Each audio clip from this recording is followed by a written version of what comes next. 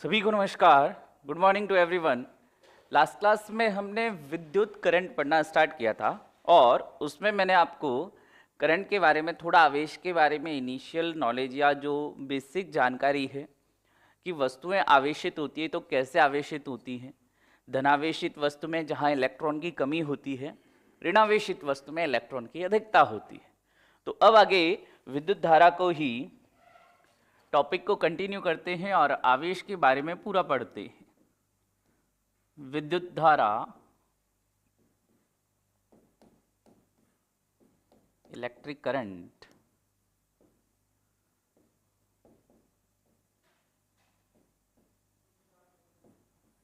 और पढ़ते हैं हम आवेश के बारे में।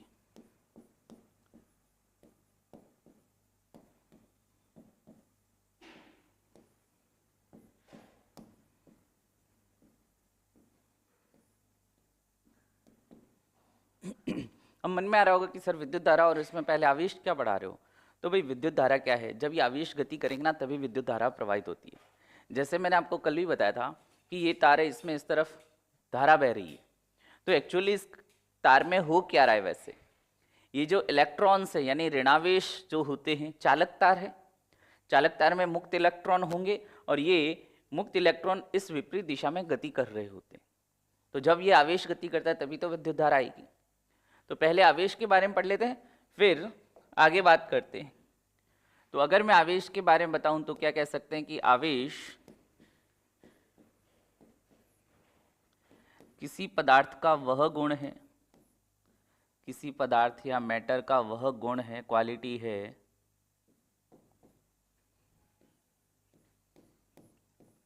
वह गुण है जिसके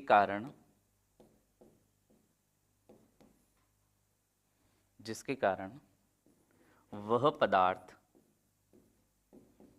विद्युत एवं चुंबकीय गुण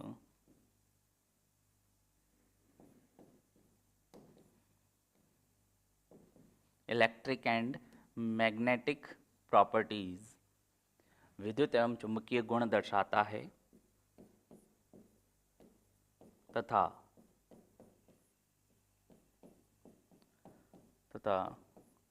स्वयं भी इन बलों का अनुभव करता है।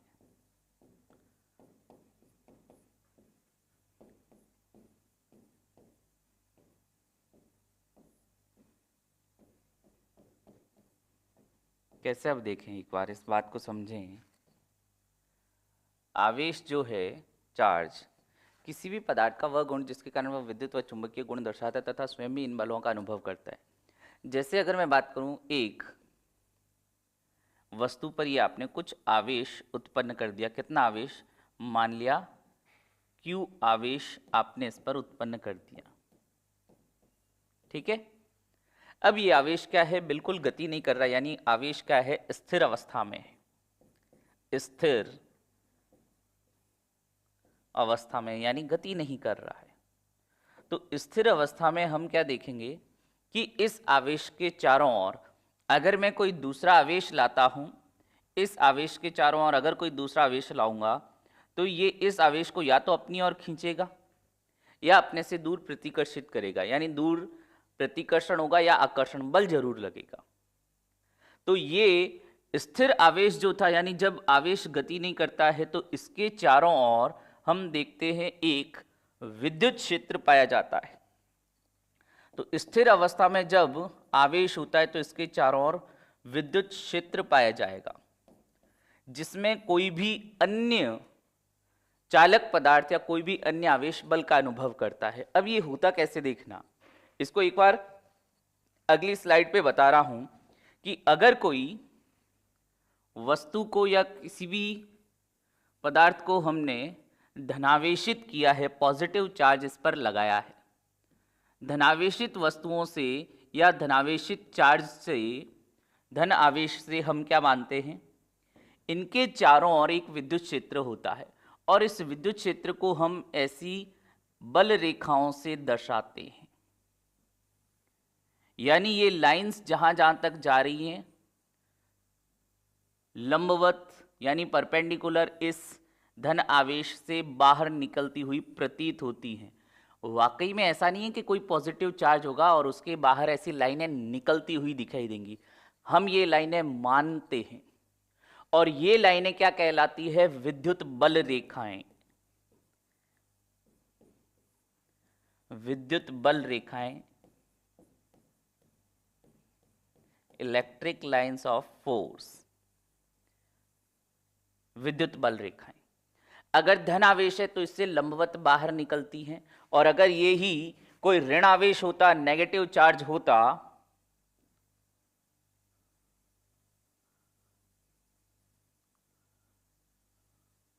यानी किसी नेगेटिव चार्ज के लिए मैं बात करूं कि नेगेटिव चार्ज के लिए बल रेखाएं कैसी होगी, तो नेगेटिव चार्ज से अगर हम बल रेखाओं की बात करें तो ये इसके अंदर लंबवत प्रवेश करती हुई हमें प्रतीत होती हैं। प्रतीत होने का मतलब कि वाकई में ऐसी कोई बल रेखाएं हैं नहीं, हम इनको एज्यूम करते हैं कि इस तरह से यहाँ पर कुछ ये बल रेखाएं हैं। बस दोनों की दिशाओं का ध्यान रखना, चाहे धनावेश हो चाहे ऋणावेश, बल रेखाएं होंगी, धनावेश से बाहर निकलती हैं और ऋणावेश के अंदर लंबवत परपेंडिकुलर अंदर प्रवेश करती हुई हमें प्रतीत होती हैं। अब देखो, मैंने आपको कहा कि जब आवेश स्थिर है, ये धनावेश और ये ऋणावेश क्या है? स्थिर है। अब इनके चारों ओर मैंने क्या कहा? विद्युत क्षेत्र उत्पन्न होता है, यानी यहां पर मैं कोई भी आवेश दूसरा लाऊंगा तो ये इस आवेश पर ये धन आवेश के कारण बल लगेगा। और ये बल क्यों लग रहा है? क्योंकि आसपास इसके क्या है? विद्युत क्षेत्र। और किसी भी विद्युत क्षेत्र में कोई भी चालक पदार्थ या कहूं कि कोई आवेश हो तो वह बल का अनुभव करता है। अच्छा, अगर ये धनावेश होगा तो इस पर क्या होगा? प्रतिकर्षण। यानी समान आवेशों में क्या होता है? प्रतिकर्षण। समान आवेशों में प्रतिकर्षण। और विपरीत प्रकृति के तथा विपरीत आवेशों में, यानी इस धनावेश के पास मैं ऋण आवेश ले आऊंगा, नेगेटिव चार्ज, तो ये इसको अपनी ओर खींचेगा यानी आकर्षित करेगा। तो विपरीत आवेशों में क्या होता है? प्रतिकर्षण। प्रतिकर्षण होता है। ये ध्यान रखना। इस तरह से ये जो विद्युत बल रेखा है एग्जैक्टली ये दर्शा किसको रही हैं? चारों ओर, इसके चारों ओर एक विद्युत क्षेत्र, इलेक्ट्रिक फील्ड को दर्शा रही है। और ये मैंने बताया भी कि जब आवेश स्थिर होगा तो इसके चारों ओर क्या उत्पन्न होता है? विद्युत क्षेत्र। अब यही आवेश था, अब ये आवेश को मैं गति कराता हूं लेकिन निश्चित वेग से। ये Q आवेश है, V वेग जो कि क्या है? कांस्टेंट है, यानी नियत वेग से गति करता है। अब ये अगर आवेश स्थिर न होकर गति करने लगे, वो भी नियत वेग से, तो ये नियत वेग से गतिशील होगा, कांस्टेंट वेलोसिटी, यानी वेग में परिवर्तन नहीं होना चाहिए। नियत वेग से गतिशील होगा तो ये विद्युत क्षेत्र के साथ साथ चुंबकीय क्षेत्र भी उत्पन्न करेगा। इसके साथ साथ चुंबकीय क्षेत्र भी उत्पन्न करेगा। इलेक्ट्रिक फील्ड तो करेगा ही, साथ साथ चुंबकीय क्षेत्र भी उत्पन्न करेगा, गति करेगा तो, लेकिन नियत वेग से। अब मैंने ये कहा कि जब नियत वेग से गति करता है तो ये अपने आसपास चुंबकीय क्षेत्र भी उत्पन्न करता है। जब आवेश गति करता है तो उसके आसपास हम देखते हैं चुंबकीय क्षेत्र भी होता है, और इसे ही हम विद्युत चुंबकीय प्रेरण में आगे पढ़ने वाले हैं। जनरेटर हुआ चाहे विद्युत मोटर हुई, विद्युत चुंबकीय प्रेरण जहां विद्युत वाहक बल प्रेरित होता है, प्रेरित विद्युत धारा बहती है, उसका कारण यही है। ये चुंबकीय क्षेत्र भी उत्पन्न करता है। कौन? ये आवेश जब गति करता है, यानी कोई तार में आवेश गति कर रहा है, यानी विद्युत धारा बह रही है, तो जो धारावाही चालक तार होता है जिसमें ये विद्युत धारा बह रही है, इसके आसपास आपको चुंबकीय क्षेत्र का भी अनुभव होता है। यानी विद्युत क्षेत्र जब केवल स्थिर था तब विद्युत क्षेत्र, अब गति करने लग गया तो विद्युत क्षेत्र के साथ साथ चुंबकीय क्षेत्र भी हो गया। और अब तीसरी कंडीशन बता रहा हूं जिसमें गति करेगा ये आवेश, ये क्यों गति कर रहा है, लेकिन गति नियत नहीं है, यानी कभी वेग बढ़ जाएगा कभी कम हो जाएगा, वेग परिवर्तनशील है।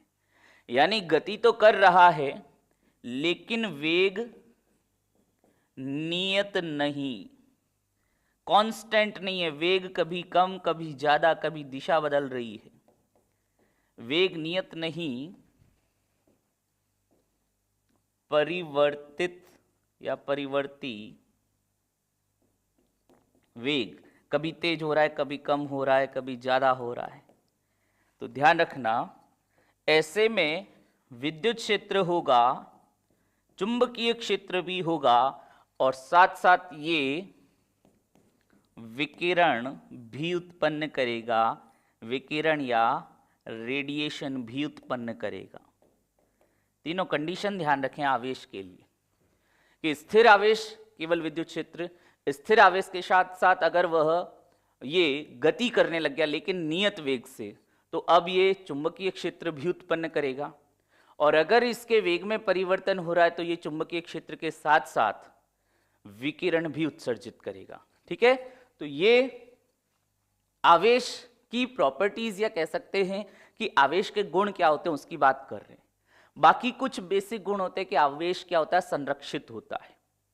आवेश न तो उत्पन्न किया जा सकता है न ही नष्ट किया जा सकता है, बस एक वस्तु से दूसरी वस्तु में इसको स्थानांतरित कर सकते, जैसे ऊर्जा के लिए पढ़ते हैं हम, वो की वो बात आवेश के लिए। आवेश हमेशा द्रव्यमान से संबंधित होता है, यानी जब भी किसी वस्तु पर आवेश है, या मैं ये कह रहा हूं ना कि ये आवेश स्थिर है, गतिशील है, नियत वेग से गतिशील नहीं, तो ऐसे में ध्यान रखना हर बार जब जब मैं आवेश की बात करूंगा तो वहां कुछ न कुछ द्रव्यमान जरूर होगा। चाहे इस पेन पर भी अगर मैं बात करूं कि आवेश है तो इसका पेन का कुछ तो द्रव्यमान है। और मैंने कल भी बताया था, जब हम किसी वस्तु को ऋण आवेशित करते, नेगेटिव चार्ज देते, तो उसका द्रव्यमान बढ़ जाता है। किसी वस्तु को अगर धनावेशित करते हैं तो उसका द्रव्यमान कम हो जाता है। यानी आवेश हमेशा क्या होता है, द्रव्यमान से संबंधित होता है, कंजर्व या ऐसे कह सकते हैं नियत रहता है। फिर आगे इसके मात्रक वगैरह की बात करते हैं, पहले इसका स्क्रीनशॉट ले लीजिए।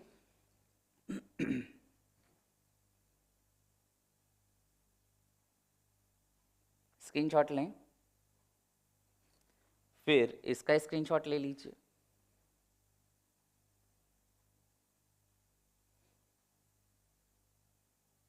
ठीक है, अब आगे बात करें। देखिए कि आवेश के और गुणों की बात करें कि आवेश संरक्षित होता है या संरक्षित रहता है, यानी कंजर्व रहता है। इसे न तो उत्पन्न किया जा सकता है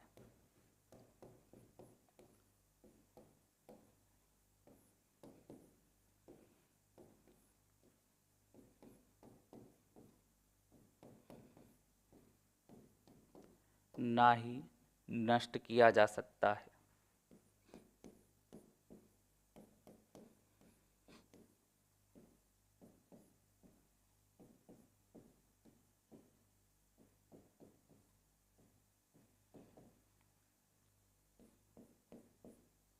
और बात करें, आवेश हमेशा द्रव्यमान से संबंधित होता है। द्रव्यमान, मास।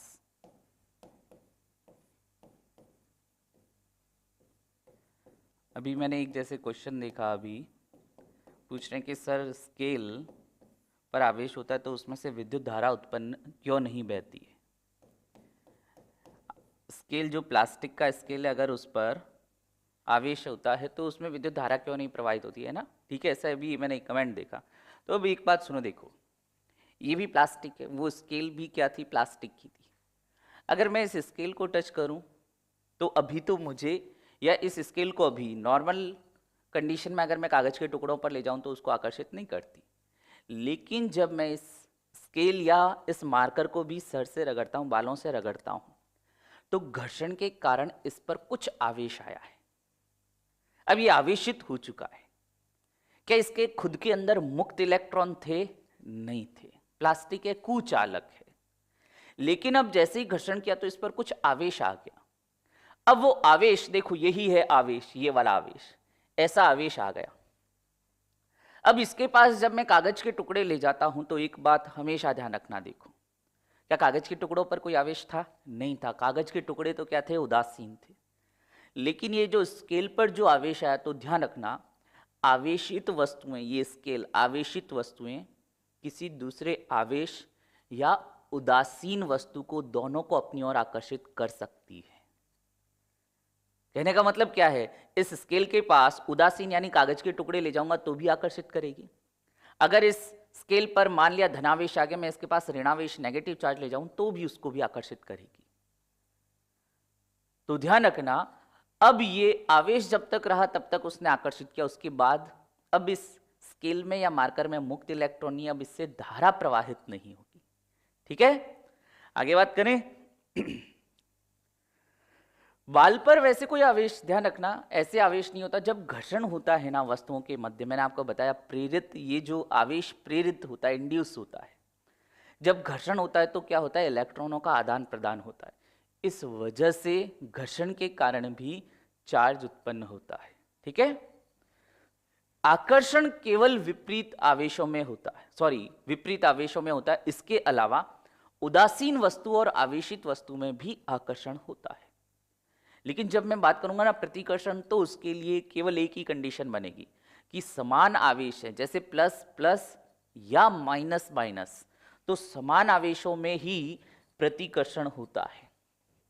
लेकिन ये समान आवेशों में प्रतिकर्षण ये केवल एक ही कंडीशन में होता है। विपरीत आवेशों में ये प्रतिकर्षण नहीं, ये यहां पर आकर्षण हो जाएगा। ठीक है, विपरीत आवेशों में, ये मैंने गलत लिख दिया, चलो स्क्रीनशॉट अब ले लेना। ठीक है, और यहां पर एक और बात कर देते हैं कि उदासीन वस्तु व आवेशित वस्तु में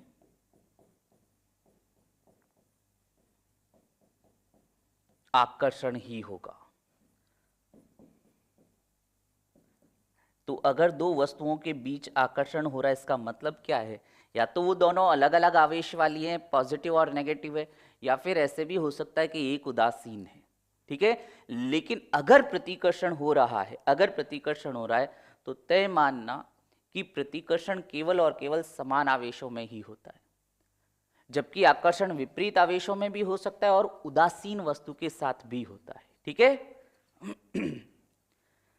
तो ये आवेशन का सही परीक्षण ही ये प्रतिकर्षण होता है। ये भी कहते हैं कि आवेश कैसे हैं ये पता लगाना है तो सही रिजल्ट आपको प्रतिकर्षण ही देगा। कैसे? देखो, क्योंकि आकर्षण में तो दो कंडीशन बन रही है। आकर्षण में या तो विपरीत आवेशित हो सकता है या फिर क्या हो सकता है, एक वस्तु उदासीन हो सकती है। लेकिन अगर प्रतिकर्षण होता है तो तय मानिए दोनों एक दूसरे के जैसे ही आवेश होंगे, या तो धनावेश धनावेश या ऋणावेश ऋणावेश। ठीक है, तो आगे बात करें तो ये आवेशों की हमने बात की, द्रव्यमान से हमेशा संबंधित होता है। अच्छा, अब बात करें आवेश के मात्रक की।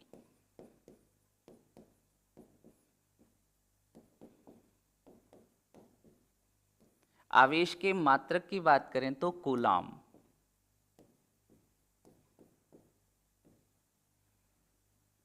एसआई पद्धति में हो जाएगा, एसआई सिस्टम या एसआई पद्धति में। ठीक है, अगर बात करें सीजीएस में तो स्टेट कूलाम हो जाएगा, एब कूलाम हो जाता है। स्टेट कूलाम, एब कूलाम, ये अन्य मात्रक हो गए इसके। अगर बात करें स्टेट कूलाम और कूलाम में संबंध, तो एक कूलाम बराबर 3 गुणा 10 की घात 9 स्टेट कूलाम।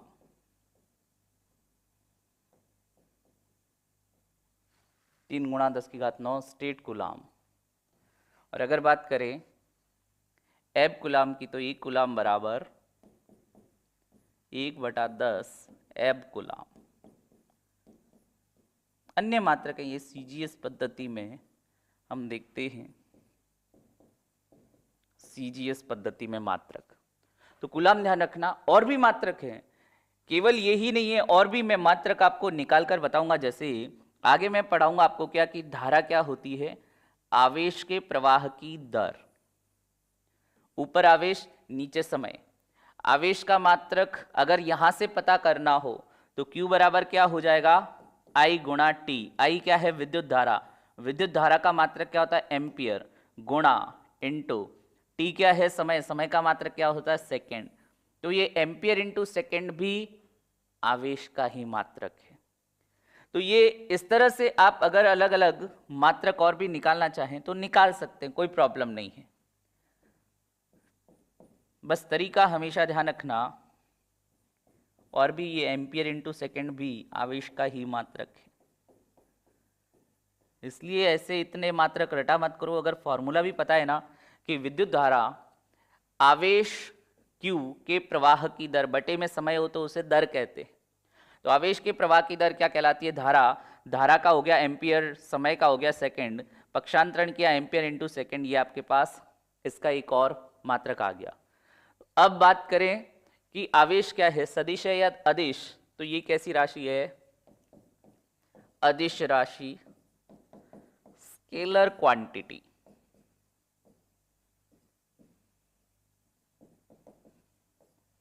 स्केलर क्वांटिटी है, ठीक है। जल्दी से नोट कर लें इससे, या वो स्क्रीनशॉट ले लें। नोट तो क्या करें, स्क्रीनशॉट ले लें। ठीक है।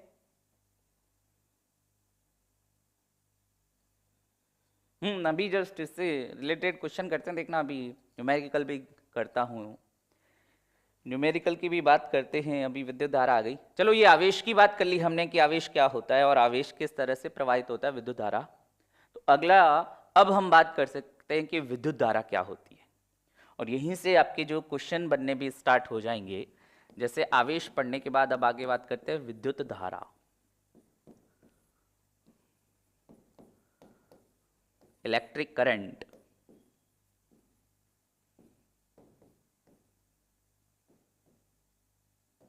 अभी जैसे मैंने बताया आपको एक फॉर्मूला, विद्युत धारा क्या होती है, I बराबर Q बाई टी। Q क्या है, आवेश, बटे में क्या है, समय। इसको डिफाइन कैसे कर सकते हैं कि ऊपर क्या है Q, आवेश, आवेशों के प्रवाह की, बटे में क्या है, समय। बटे में समय होता है तो उसको दर कहते हैं। आवेशों के प्रवाह की दर क्या होती है, विद्युत धारा। अगर आवेश स्थिर था तो कोई वहां पर विद्युत धारा नहीं थी, विद्युत क्षेत्र जरूर था, विद्युत धारा नहीं थी। लेकिन अब ये आवेश जब किसी निश्चित दिशा में गति करने लगते, मैंने बताया भी था कि अगर इस तार में ये विद्युत धारा बह रही है, इसका मतलब क्या है, इसकी विपरीत दिशा में इलेक्ट्रॉन्स गति कर रहे हैं। धारा अगर ए से ये बी की तरफ बह रही है तो यानी इसका मतलब क्या है, इसके अंदर, तार के अंदर ये इलेक्ट्रॉन बी से ए की ओर प्रवाहित हो रहे। यानी एक बात तो तय है कि आवेश गति कर रहे हैं तब ये धारा प्रवाहित हो रही है। और इसे ही हम कह सकते हैं, इसकी परिभाषा, कि आवेश के प्रवाह की दर, rate of flow of charge, आवेश के प्रवाह की दर, आवेश के प्रवाह की दर ही विद्युत धारा कहलाती है। इसका एक और तरीका मैंने परिभाषाओं का बताया था कि जब भी ऐसे फॉर्मूले दिखते हैं, परिभाषा कैसे आती है, देखो। Q बटा टी, अगर बटे वाले राशि जो है उसको 1 कर दूं तो Q किसके बराबर हो जाएगा, यानी आवेश किसके बराबर हो जाएगा, धारा। सुनना आप, देखो, अगर नीचे कर दूं 1 यानी 1 सेकेंड, 1 सेकेंड में प्रवाहित होने वाले आवेश की मात्रा किसके बराबर होती है, विद्युत धारा। लिख सकते हैं कि प्रति सेकेंड या 1 सेकेंड में प्रवाहित होने वाले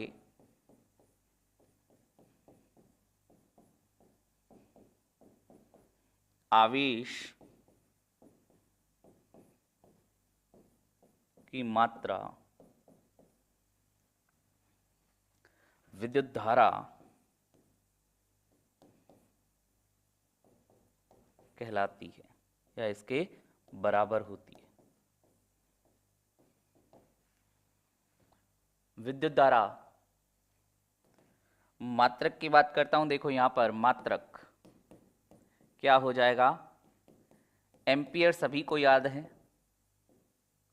एम्पियर तो होता ही है, ठीक है। अच्छा अब यहां पर देखो, यहां से विद्युत धारा का मात्रक निकालता हूं इस सूत्र से, I बराबर क्यू बाई टी, तो क्यू हो जाएगा कूलाम बटे में क्या गया, समय सेकंड, कूलाम बटा सेकंड भी तो इसका मात्रक होगा, कूलाम बटा सेकंड, ये भी तो इसी का मात्रक है। बाकी हाँ, इसके भी सीजीएस में जैसे बात करें एब एम्पियर हो सकता है, एब एम्पियर, वही 1 एम्पियर 1/10 एब एम्पियर के बराबर होगा, तो ये अन्य मात्रक भी हो गए इसके। विद्युत धारा कैसी राशि है, अदिश राशि है। धारा कैसी है, अदिश राशि, स्केलर क्वांटिटी। अदिश क्यों है, जबकि मैंने बताया कि ये ए से बी की ओर विद्युत धारा बह रही है, मान लिया 5 एम्पियर, तो ये देखो इसकी दिशा भी है और इसमें परिमाण में, फिर भी विद्युत धारा अदिश राशि है। कारण है इसका कि ये विद्युत धारा क्या है, सदिशों के योग नियम का पालन नहीं करती है। केवल दिशा होना और केवल परिमाण होना ही सदिश होने के लिए काफी नहीं है। सदिशों के कुछ नियम भी होते, वेक्टर लॉ होते, अगर उनको पालन नहीं करती कोई राशि तो हम उसे अदिश कहेंगे, ठीक है। तो धारा अदिश राशि है, क्यों, इसका कारण क्योंकि विद्युत धारा सदिशों के, वेक्टर के एडिशन लॉ, सदिशों के योग नियम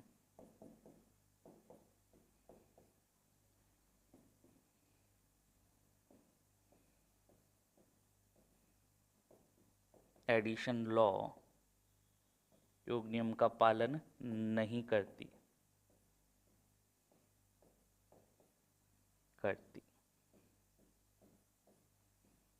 ठीक है, तो विद्युत धारा सदिशों के योग नियम एडिशन लॉ का पालन नहीं करती, इसीलिए ये क्या है, अदिश है। अब ये वाला जो फॉर्मूला, ये इस पर मैं आपसे क्वेश्चन करवाता हूं, देखिए वापस देखना, गलती करोगे इसलिए वापस एक बार बता देता हूं। धारा क्या होती है, कुल आवेश बटा समय, यानी जो समय किस में रखना है, सेकंड में। और एक और बात बता देता हूं, मैंने अभी एक बात क्या कही कि ये तार में से धारा बह रही, यानी इसमें क्या बह रहे हैं, इलेक्ट्रॉन, वो भी विपरीत दिशा में। एक इलेक्ट्रॉन का चार्ज या एक इलेक्ट्रॉन पर जो आवेश होता है वो होता है 1.6 गुणा 10⁻⁻19 कूलाम। हिंट मैंने दे दिया है आपको, क्वेश्चन अब आपको करना है, ये आपका हिंट है, हिंट पहले दे दिया क्वेश्चन से। अब क्वेश्चन लिख देता हूं, देखो किसी तार से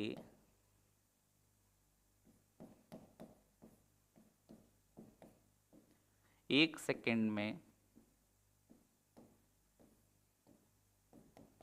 1 एम्पियर धारा, ये क्या है, एम्पियर, ठीक है, 1 एम्पियर धारा प्रवाहित हो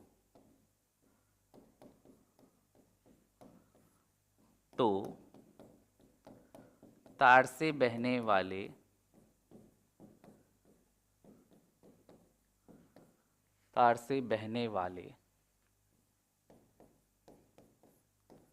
आवेश की मात्रा होगी।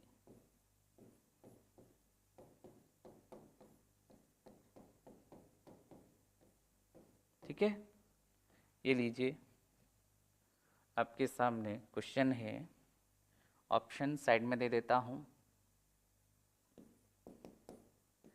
1 कूलाम, बी हो जाएगा 1.6 गुणा 10⁻⁻19 कूलाम, ऑप्शन सी हो जाएगा 1/10 1.6 गुणा 10, सॉरी आवेश की मात्रा तो चलो फिर भी अपन ने आवेश की मात्रा कूलाम में होगी, ठीक है, आवेश ये कूलाम लिख देता हूं, या आवेश की मात्रा की बजाय मैं आपसे इलेक्ट्रॉन की संख्या पूछता हूं। देखो आवेश की मात्रा तो 1 कूलाम हो जाएगी, ये तो सिंपल हो जाएगा, थोड़ा क्वेश्चन को जटिल बनाते हैं। तार से बहने वाले इलेक्ट्रॉन्स की संख्या होगी, अब मजा आएगा। मात्रा आवेश तो कोई बात नहीं, 1 कूलाम हो जाता, लेकिन अब मैं आपसे इलेक्ट्रॉनों की संख्या पूछ रहा हूं, ये देखना। इलेक्ट्रॉन्स की संख्या होगी 1.6 गुणा 10 की घात -19, 1 अपॉन 1.6 गुणा 10 की घात -19, या D 10 इलेक्ट्रॉन। कितने इलेक्ट्रॉन यहां से प्रवाहित होंगे ये पूछा है इसमें। अब बताएं। Option B 1 electron. जल्दी से इसे देखें कि किसी तार से 1 सेकंड में समय दिया 1 सेकंड, धारा दी है 1 एम्पियर, तो बहने वाले इलेक्ट्रॉन्स की संख्या होगी। मैंने आपको हिंट पहले दे दिया कि 1 इलेक्ट्रॉन पर आवेश कितना होता है, 10 की घात 1.6 गुणा 10 की घात -19 कूलाम। आंसर आ रहे ए सी ए।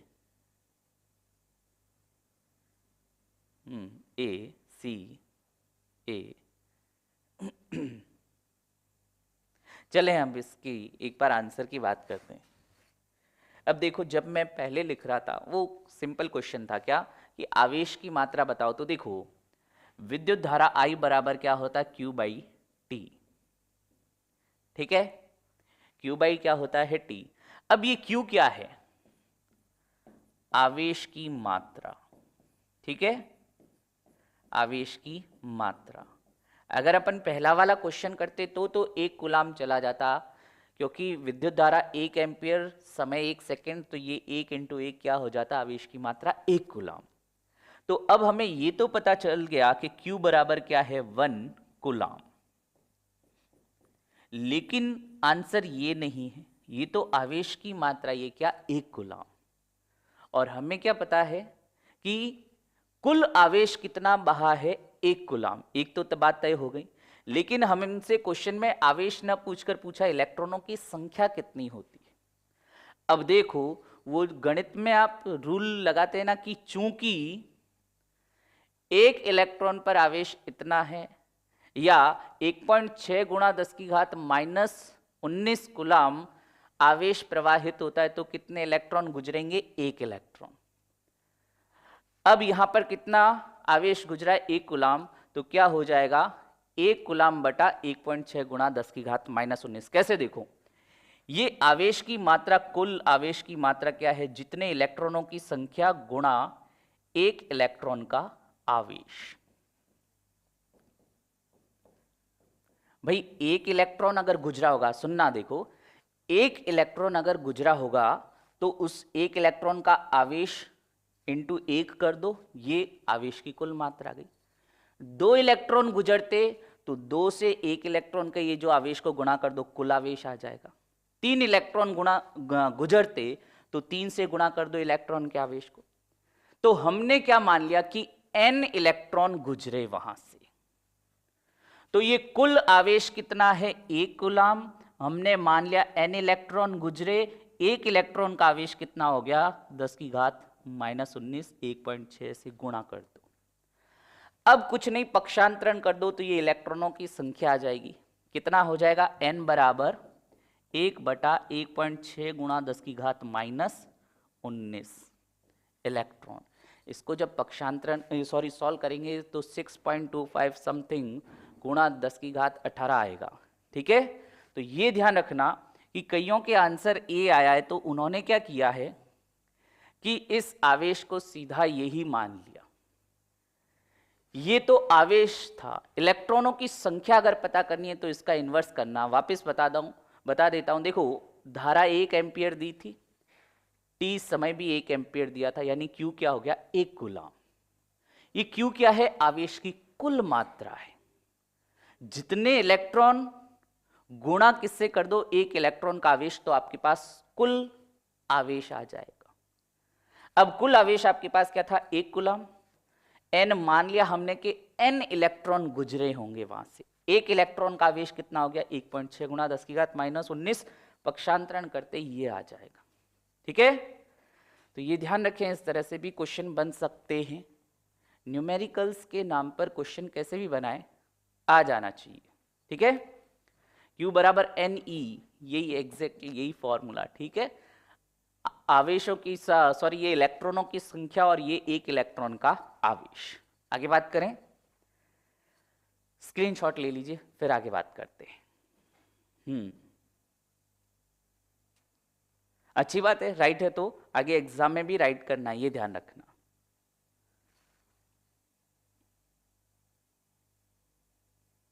चलें आगे बात करते हैं। अब यहां पर विद्युत धारा आ गई, तो दैनिक जीवन में इसका जो प्रयोग देखते हैं, हमारे जो बिजली पंखे कूलर वगैरह जो भी इलेक्ट्रिक इक्विपमेंट्स हैं वो सभी किससे चलते हैं? इस विद्युत से चलते हैं, विद्युत उपकरण। अब जब विद्युत उपकरण चलते हैं तो हम कई बार देखते हैं, जैसे कोई तार में से विद्युत धारा, कोई तार है इसमें से थोड़ी देर तक विद्युत धारा प्रवाहित हुई, तो हम क्या देखते हैं? ये तार थोड़ी देर बाद गर्म हो जाता है। ऐसा क्यों हुआ? गर्म क्यों हुआ?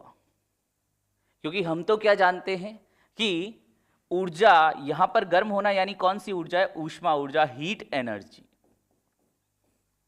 हीट एनर्जी है। हम जानते हैं कि जो ऊर्जा होती है न तो उत्पन्न होती है न नष्ट होती है, बस एक रूप से दूसरे रूप में बदलती है। तो यहां जब ऊष्मा ऊर्जा ये यानी निश्चित रूप से यहां पर क्या थी? ये विद्युत ऊर्जा। जब धारा बहती है तो कौन सी ऊर्जा होती है वहां पर? विद्युत ऊर्जा। इलेक्ट्रिक करंट जब बहता है तो इलेक्ट्रिक एनर्जी होती है वहां पर। अब क्या हुआ? जब ये विद्युत धारा बह रही थी तो इसको मार्ग में क्या हुआ? कुछ अवरोध अनुभव हुआ। सेम वैसे ही देखना, जैसे एक गाड़ी किसी सतह पर चल रही है तो नीचे फर्श के साथ घर्षण होने के कारण टायर गर्म हो जाते हैं। वो घर्षण क्या कर रहा था? गति का विरोध कर रहा था। यहां पर जो प्रतिरोध या रेजिस्टेंस जो होता है पदार्थ का, वह विद्युत धारा के प्रवाह का विरोध करता है। जिस तरह से गति के दौरान घर्षण सामान्यतया गति का विरोध करता है, वैसे ही जब वे विद्युत धारा इस तार में बहेगी तो तार का कुछ न कुछ प्रतिरोध या रेजिस्टेंस होता है, और ये प्रतिरोध क्या होता है? ये तार में धारा के प्रवाह का विरोध करता है। ठीक है, तो प्रवाह का विरोध करेगा तो कुछ जो विद्युत ऊर्जा होगी वो किस में कन्वर्ट हो जाती है? ऊष्मा ऊर्जा में, और तार क्या हो जाता है? गर्म हो जाता है।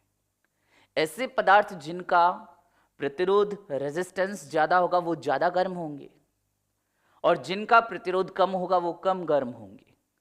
जैसे अगर मैं धातुओं की में बात करूं तो जो चांदी है, सिल्वर का रेजिस्टेंस बहुत कम होता है।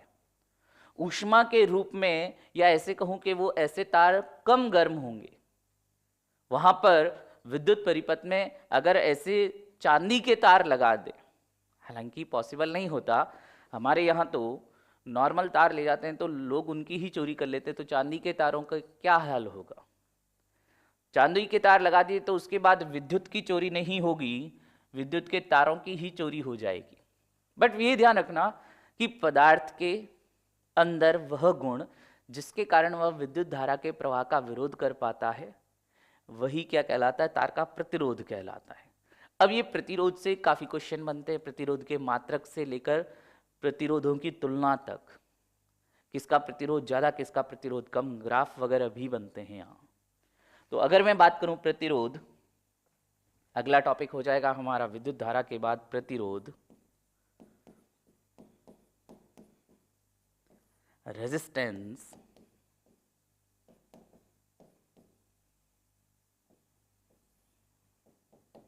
तो लिख सकते हैं पदार्थों का वह गुण जिसके कारण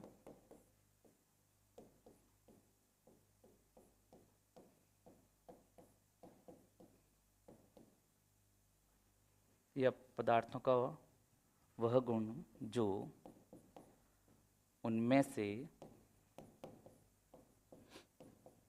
विद्युत धारा के प्रवाह का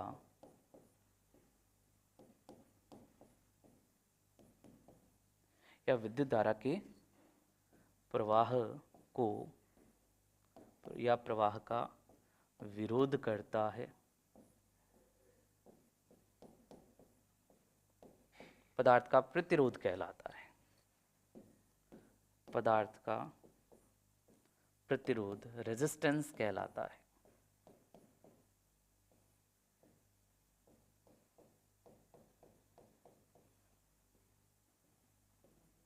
ठीक है, पदार्थों का वह गुण जो उनमें विद्युत धारा के प्रवाह का विरोध करता है क्या कहलाता है? प्रतिरोध कहलाता है। अब प्रतिरोध की बात करें कि ये प्रतिरोध को अगर मैं दर्शाऊं सूत्र प्रतिरोध का, किसी भी तार का प्रतिरोध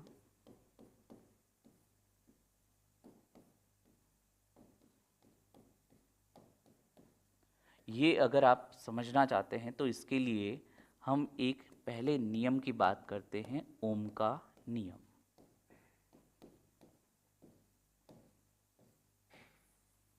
ओम्स लॉ, ओम का नियम या ओम्स लॉ क्या कहता है?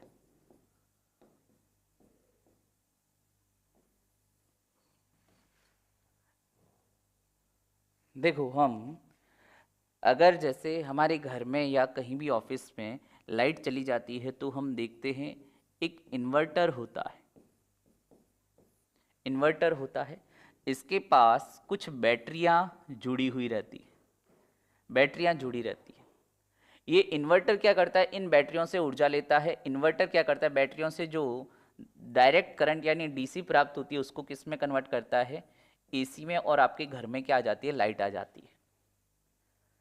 अगर मैं आपको कहूं कि ये सारी बैटरियां हटाओ, वो अपने पेंसिल सेल होते हैं ना, वो छोटे छोटे वाले जो घड़ियों में लगाते हैं, वो सेल लगा दो ना, ये भी सेल है, ये भी सेल है, इससे क्यों नहीं करते? तो आप कहोगे कि यार सर, ये छोटे सेलों से घर की बिजली थोड़ी चलेगी, इन सेलों में इतना पावर थोड़ी है कि ये अपने घर की बिजली चला देगा। बात सही है आपकी। यानी कहने का मतलब क्या है कि आपको ये जो धारा प्राप्त हो रही है आई, ये किस पर निर्भर कर रही है? कि बैटरी का वोल्टेज कितना है।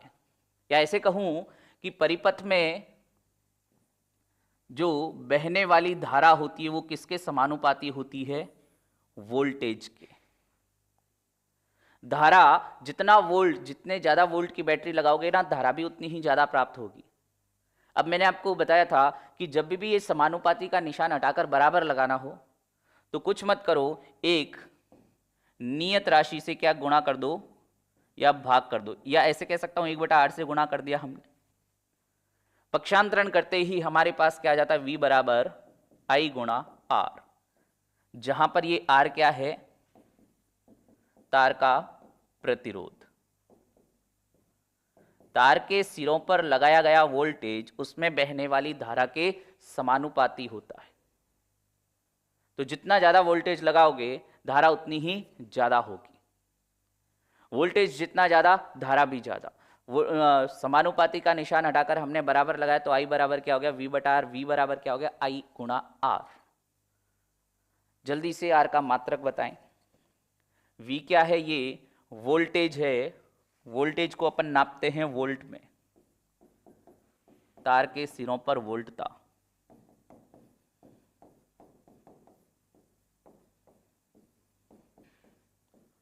वोल्टता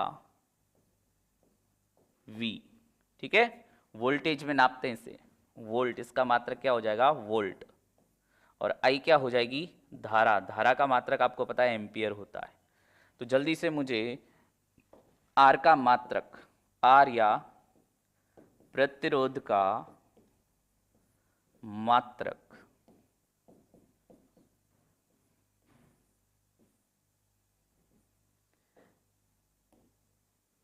कईयों ने ओम लिखा होगा। हाँ, तो दादा भगवानों, ओम तो पहले ही आपको पता था, ये सूत्र क्यों लिखा? मुझे तो इस सूत्र को देखकर इसका मात्रक बताओ। ओम सबको पता है,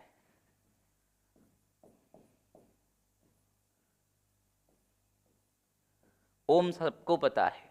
मुझे तो पूछना है कि इस फॉर्मूले को देखकर मुझे प्रतिरोध का मात्रक बताओ। तो फॉर्मूले को देखकर प्रतिरोध का मात्रक निकालना है तो देखो आर को एक तरफ ले आओ, आर बराबर क्या हो जाएगा वी बटा आई।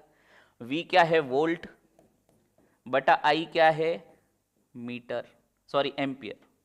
तो वोल्ट बटा एम्पियर भी प्रतिरोध का ही तो मात्रक है, ठीक है, वोल्ट बटा एम्पियर, ठीक है, वेरी गुड। प्रतिरोध और प्रतिरोधक नहीं, प्रतिरोधकता होगा, ठीक है, प्रतिरोध और प्रतिरोधकता में अंतर होता है। रेजिस्टिविटी या प्रतिरोधकता हम पदार्थ का विशिष्ट प्रतिरोध आगे पढ़ने वाले हैं, ठीक है। वोल्ट बटा एम्पियर भी क्लियर है, ये भी इसी का मात्रक है, फॉर्मूले को देखकर वी बटा आई हो जाएगा, ठीक है। ओम बराबर क्या हो जाएगा या आर बराबर क्या हो जाएगा वी बटा आई, वी हो गया वोल्ट, इसलिए मैंने वो उधर लिख दिया था वोल्ट लिख दिया था आपके लिए, ठीक है। आगे बात कर सकते हैं, स्क्रीनशॉट लीजिए फिर आगे बात करते हैं।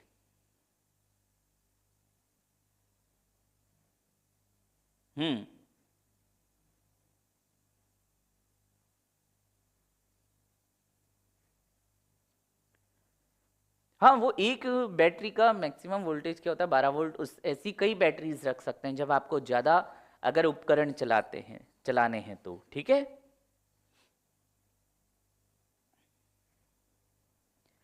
भाई रेजिस्टेंस पूछ लिया, अगर करंट दे रखा और V दे रखा है, भाई ये रेजिस्टेंस यानी प्रतिरोध पूछ लिया, V और I दिया तो क्या करो वोल्ट बटा ये धारा एम्पियर कर दो, आ जाएगा आंसर। चलें आगे बात करें, ये स्क्रीनशॉट ले लिया होगा। अब आगे बात करते हैं, देखो अगर मैं बात करूं प्रतिरोध R बराबर क्या V बटा I, वोल्ट बटा एम्पियर, ये अभी जस्ट अपन पढ़ के आए हैं। अब मैं अगर बात करूं इसके ग्राफ की तो देखो ये ग्राफ ऊपर वोल्ट या वोल्टेज और नीचे रख देता हूं धारा करंट, धारा I से डिनोट कर देते हैं। तो इनके बीच में जब ग्राफ बनाते हैं तो ये एक सीधी रेखा प्राप्त हुआ, ठीक है। ये सीधी रेखा, ये जो ग्राफ प्राप्त हुआ, इस ग्राफ का जो ढाल होता है, ग्राफ का ढाल हम किससे डिनोट करते हैं, देखो ये जो ग्राफ प्राप्त हुआ है, ग्राफ का ढाल या स्लोप जो है, ग्राफ का ढाल हम क्या कहते हैं टेन थीटा से डिनोट करते हैं। किससे डिनोट करते हैं, टेन थीटा से, जहां थीटा क्या है, ये इस एक्स अक्ष के साथ ग्राफ का बना हुआ कोण, ये क्या कहलाता है, थीटा कहलाता है, ठीक है। अब यहां पर देखो थोड़ा सा समझने का रहेगा, देखो साइन कॉस टेन में आप देखो टेन थीटा क्या पढ़ते हैं, टेन थीटा बराबर लंब बटा आधार पढ़ते, लंब बटा आधार पढ़ते हैं। टेन थीटा क्या होता है, लंब बटा आधार, ठीक है। अब देखो यहां पर इस ग्राफ में आधार क्या होता है, जहां से ये कोण बनता है वो तो नीचे क्या हो जाएगा आधार, यानी आधार की जगह मैं क्या रख दूंगा, धारा वाली अक्ष यानी धारा या आई। लंब क्या हो जाएगा, जो इस आधार के लंबवत यानी 90 डिग्री पर क्या है वोल्टेज, ये क्या आ गया वोल्टेज V, और हमें पता है V बटा I क्या होता है R, यानी ये ग्राफ का ढाल किसको दर्शाता है, ये ग्राफ का ढाल तार के प्रतिरोध को, रेजिस्टेंस को दर्शाएगा, रेजिस्टेंस को दर्शाता है। ढाल जो होता है किसी भी ग्राफ का ये टेन थीटा कहलाता है। ये थीटा क्या है, इस ग्राफ का नीचे वाली एक्स अक्ष के साथ बना हुआ कोण। टेन थीटा हम जानते हैं लंब बटा आधार होता है, ठीक है। जैसे साइन थीटा क्या होता है, लंब बटा कर्ण। कॉस थीटा क्या होता है, आधार बटा कर्ण।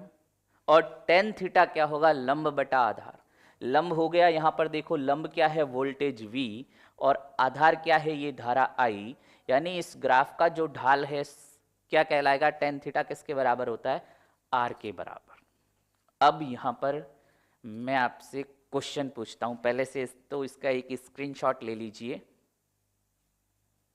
स्क्रीनशॉट ले लीजिए, फिर उसके बाद आगे बात करते हैं। तो ग्राफ का ढाल किसको डिनोट करता है? इस प्रतिरोध को। अब क्वेश्चन यहां पर देखना,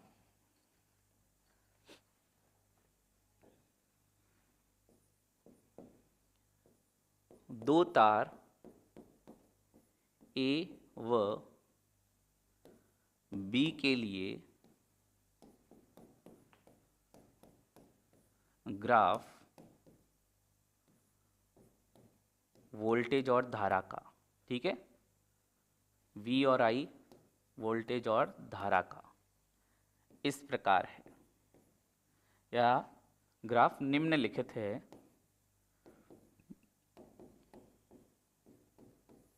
यदि इन तारों के प्रतिरोध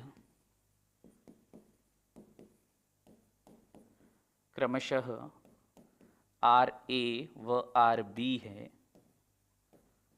तो सही संबंध है। पहले तो ग्राफ बना देता हूं, फिर उनके बीच में संबंध पूछ लेता हूं। ये दो ग्राफ एक ग्राफ में ही बना देता हूं, ठीक है। ये इधर वोल्टेज V और ये इधर धारा I, दो ग्राफ, ये तार A का, ये तार B का ग्राफ, ठीक है। अब आपसे पूछा है क्वेश्चन में कि RA और RB के बीच में सही संबंध क्या होगा? तो RA बराबर RB, B क्या होगा? RA is greater than RB, C होगा RA लेस देन RB, और D आंकड़े अपर्याप्त हैं। देखें ग्राफ और बताएं।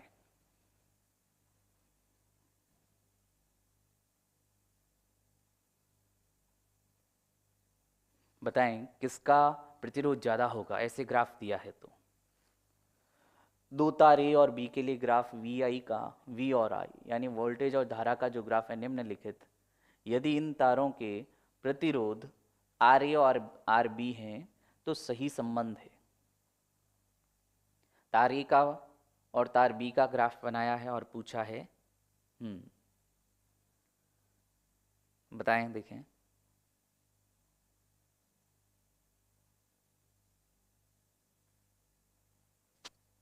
किसका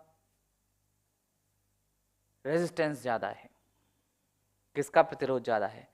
तो अब यहां पर देखना भाई, जो प्रतिरोध होता है, प्रतिरोध क्या दर्शाता है? जब वोल्टेज और धारा के बीच में ग्राफ दिया है तो ग्राफ का जो ढाल होता है वो ही क्या होता है? प्रतिरोध।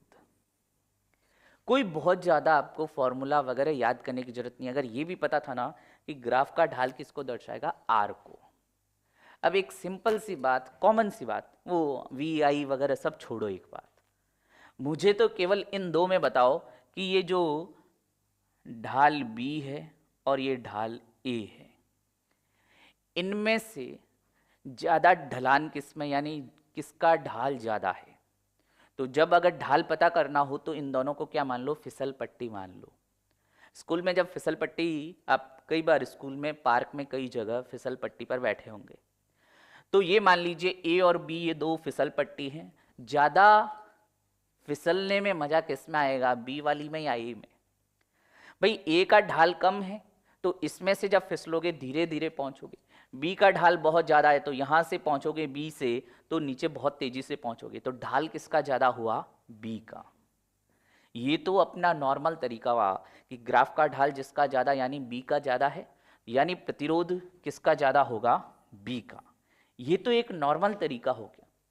अगर मैं इसको मैथमेटिकली बताना चाहूं तो देखो, ए के लिए ये थीटा ए होगा कोण आधार से, और बी के लिए कोण क्या होगा? थीटा बी होगा। ये तो तय है थीटा बी ज्यादा है थीटा ए से। तो अगर आर क्या होता है टेन थीटा, जैसे जैसे थीटा का मान बढ़ता है ना, वैसे वैसे टेन थीटा का भी मान बढ़ता है। टेन 0, टेन 30, टेन 45, टेन 60 और टेन 90। धीरे धीरे टेन का मान बढ़ा जैसे जैसे कोण का मान बढ़ा। तो टेन थीटा का मान टोटल बढ़ेगा, जैसे जैसे थीटा का मान बढ़ेगा वैसे वैसे टेन थीटा का मान भी बढ़ेगा, और जब टेन थीटा का मान बढ़ेगा तो प्रतिरोध का मान भी बढ़ेगा।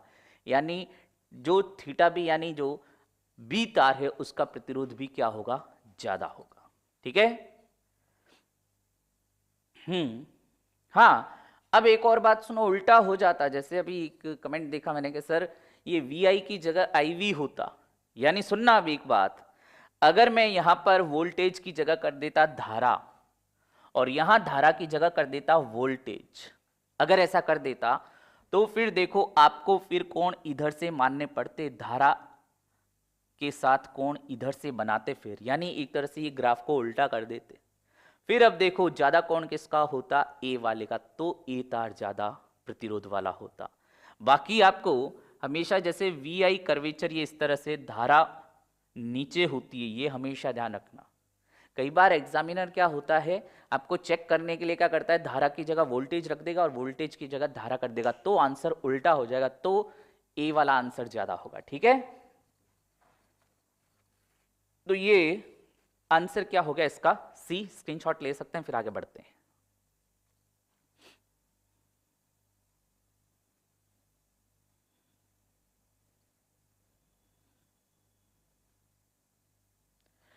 ये हमने बात की प्रतिरोध की, और देखो प्रतिरोध में और भी क्वेश्चन बनते हैं। प्रतिरोध की अगर मैं बात करूं, एक और प्रतिरोध को हम दर्शाते हैं आर इक्वल्स टू रो गुणा एल बाई ए, जहां रो क्या है देखें, ये तार का विशिष्ट प्रतिरोध,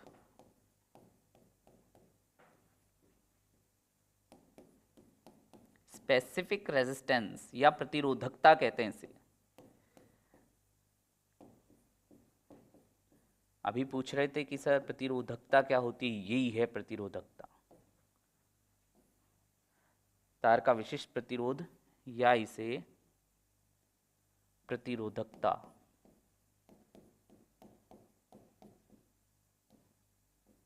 रेजिस्टिविटी कहते हैं।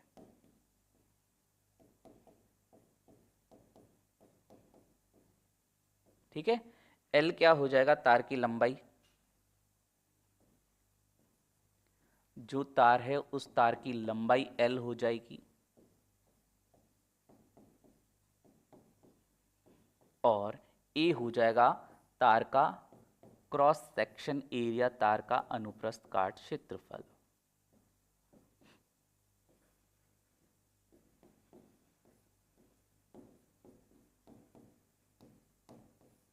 क्रॉस सेक्शन एरिया,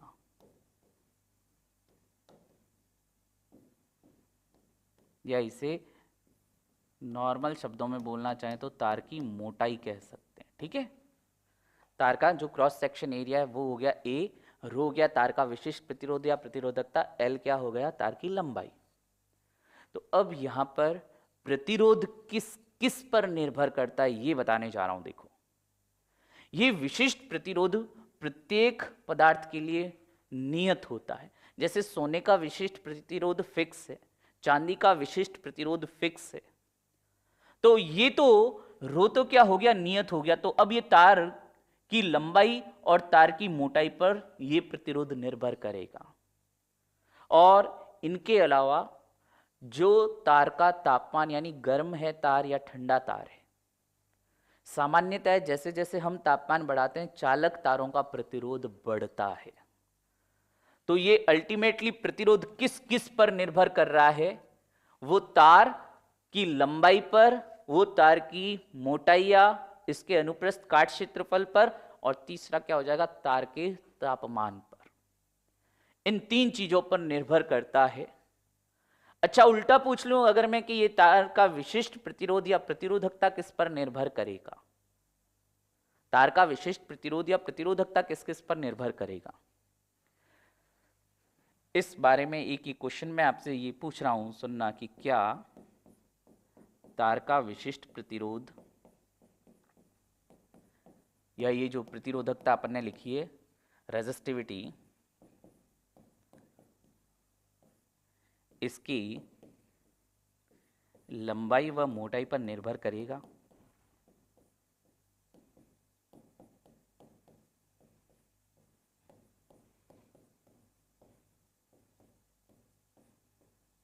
ये क्वेश्चन है, इसके बारे में पढ़ना सोचना, इसे इसका आंसर नेक्स्ट क्लास में दूंगा मैं, ठीक है।